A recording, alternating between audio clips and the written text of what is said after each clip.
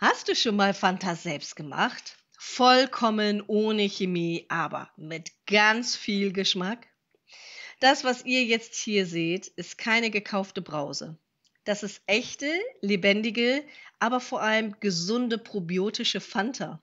Und die machst du dir ab jetzt einfach selbst. Und ist wirklich komplett einfach. Ich erkläre es dir.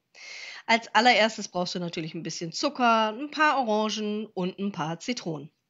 Ich habe das Ganze ausgepresst und hier jetzt der Einfachheit halber hier meine großen Weggläser gepackt und schon allein hier die Farbe wirklich traumhaft.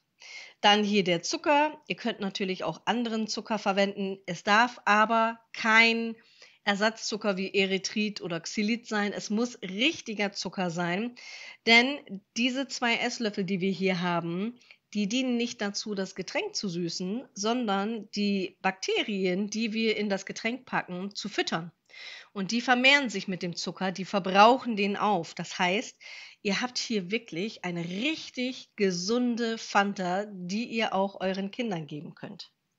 So, ich habe hier eine sauber ausgespülte Flasche. Die habe ich heiß ausgespült und dann nochmal im Backofen sterilisiert. Das Letztere ist nicht unbedingt nötig.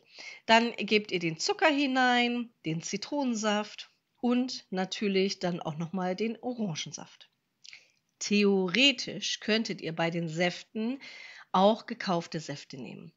Ich persönlich bin da mal vorsichtig, weil man immer nicht weiß, was da vielleicht noch drin steckt, was mal wieder nicht von der Industrie deklariert werden muss. Deswegen mache ich das lieber selber, da weiß ich dann, was tatsächlich drin ist.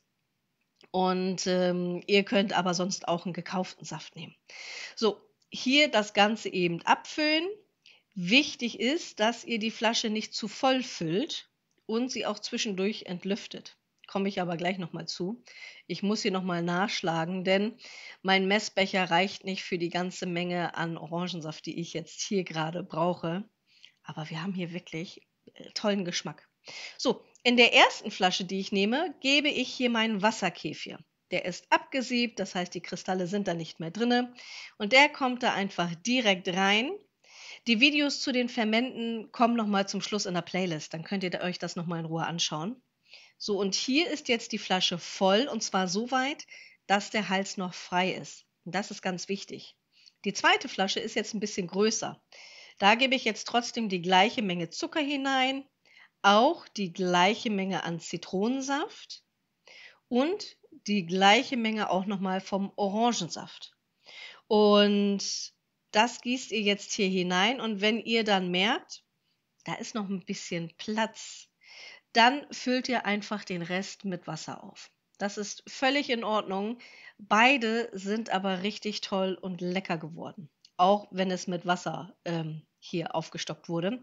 Das ist jetzt erstmal der Ingwer-Starter. Also ich habe einmal Wasserkefir genommen, einmal den Ingwer-Starter, um einfach zu schauen, ob es hier auch Unterschiede im Geschmack gibt dann später. Und ich kann euch sagen, die sind beide einfach so lecker gewesen. Unbedingt nachmachen.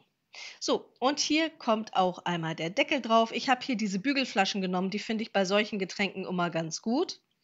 Dann habe ich die nochmal durchgeschüttelt und ich habe das Ganze abends gemacht. Das war so 8, 9 Uhr.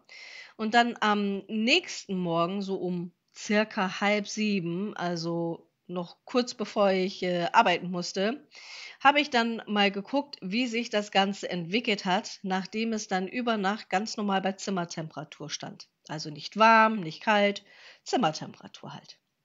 Das sind hier die beiden Flaschen. Da hat sich jetzt so ein bisschen abgesetzt. Das ist auch vollkommen normal.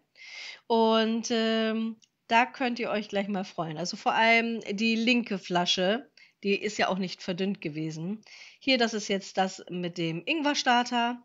Da muss ich aber auch sagen, den hatte ich ein bisschen stiefmütterlich behandelt. Den könnt ihr, wenn ihr ein Triebmittel habt, was nicht mehr ganz so stark ist, dann gebt vielleicht noch mal eben 1, 2 Löffel noch mal Zucker hinein. Dann haben die Bakterien noch mal ein bisschen Futter und dann spätestens am Abend seht ihr, was da für ein tolles Ergebnis ist. Hier links beim Wasserkefir, der war schon sprudelig und zuerst denkt man, da passiert nichts. Sobald ihr dann aber den Deckel aufmacht, guckt euch das an. Ich musste den dann ganz schnell wieder drauf machen, damit das jetzt nicht überläuft. Der hat eine Wahnsinnstriebkraft gehabt. Und wie gesagt, hier habe ich dann noch mal eben ein bisschen Zucker nachgegeben. Das habe ich jetzt nicht gefilmt und habe den dann noch mal bis abends stehen gelassen. Und dann konnte man es tatsächlich erkennen. Er ist nicht ganz so sprudelig gewesen, weil er auch nicht so hoch gefüllt wurde. Aber ihr könnt es hier auch schon sehen. Hoffentlich kann man das erkennen. Da tut sich auch jetzt was. Also richtig lecker. Und sobald das fermentiert ist, egal ob nach einem halben Tag oder nach einem Tag, stellt ihr das Ganze kühl. Zwischendurch würde ich immer mal wieder kurz die Luft, also den Druck ablassen und dann einfach kalt und frisch genießen. Guckt euch das an. Also wer will denn dann so eine chemiebelastete, gekaufte, teure Fanta kaufen, wenn ihr euch so etwas Köstliches ganz einfach selber machen könnt? Ich bin schon gespannt, was für Kreationen ihr euch wieder einfallen lasst. Und wenn ihr mehr von mir sehen wollt, dann abonniert meinen Kanal und folgt mir. Ich freue mich schon, wenn wir uns in diesen Videos wiedersehen. Da habe ich auch wieder Spannendes für euch. Wir sehen uns bald wieder und ich sende euch liebe Grüße, eure Emma.